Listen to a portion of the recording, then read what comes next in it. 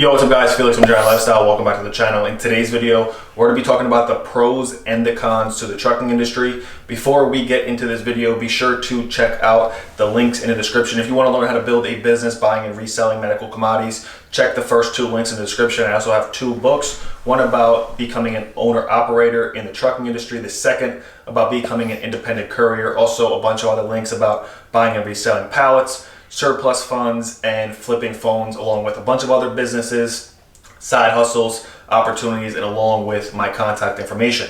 Now, I have a box truck myself, and I got it from a government auction, and the trucking industry is something that's really awesome, but just like any other business, there are pros and cons to it. So in this video, we're going to be talking about the cons, or the cons first, but the pros and the cons to the trucking industry in case it's something that you think you might want to get into, whether it's, semi trucks, whether it's box trucks, whatever it is. But if you want, I also put my playlist in the description. You can click on my channel, check out my playlist. I bought my box truck for like just under $1,800, which is a complete steal from a government auction.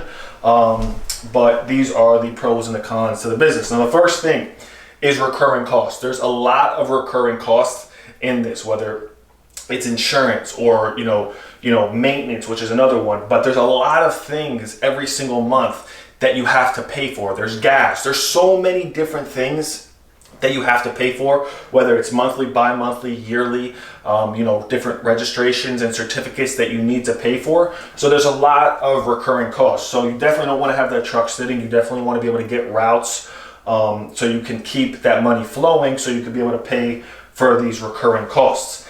The next thing, by far none, is the maintenance and repairs. You can never, you're always going to have to deal with maintenance and repairs. It's just like anything with a car. You have to keep up with the car. I don't care how new the car is.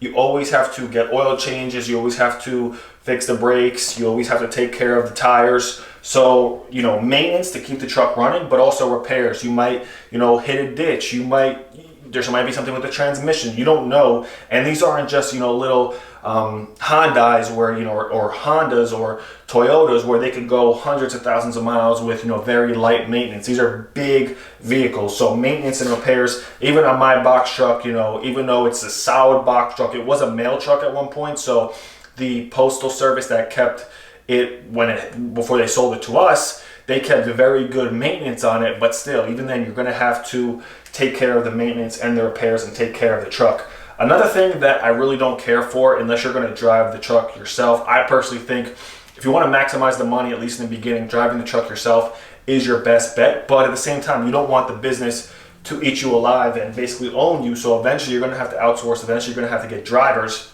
And even myself, I struggle with getting solid drivers. So, trust into others. You're going to have to let these people that you may not even really know too well, and then, hiring friends and family, it can get tricky, it can get complicated. So putting your trust into others is something that, just as an entrepreneur, it's a skill set.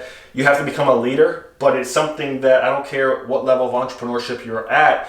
One, you can't do it all by yourself. You need a team. But two, you need to learn how to put your trust into others. And sometimes, when they're operating a vehicle that costs, or a piece of machinery that costs $20, $30, $40, $50, up to $100,000, sometimes it could cause some anxiety and some nervousness.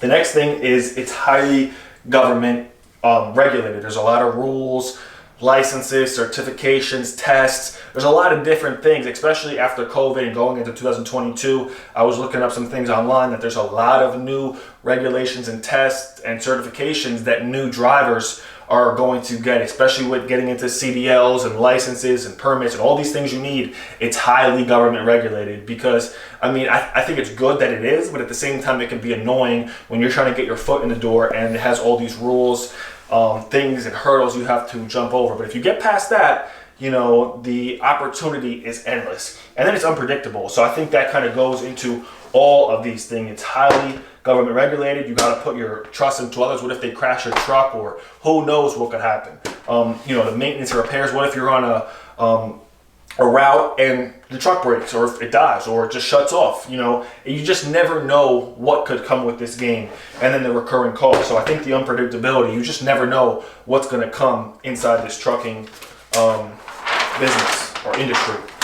But the pros, like I said, even though those are the cons, don't let those cons scare you off. Let's get into the pros. Let's get into the things that make the trucking industry all worth it. And the number one is, BYOB. You get to be your own boss. There's nothing better than being your own boss. Whether you're in the trucking industry, you're in another industry, being your own boss, being able to control your own time, getting to, you cap your income. You don't have a job or somebody else telling you, oh, you're going to make $5,000 per month. If you want to make $30,000 a month, if you put the work in and you set it up correctly, you can do that.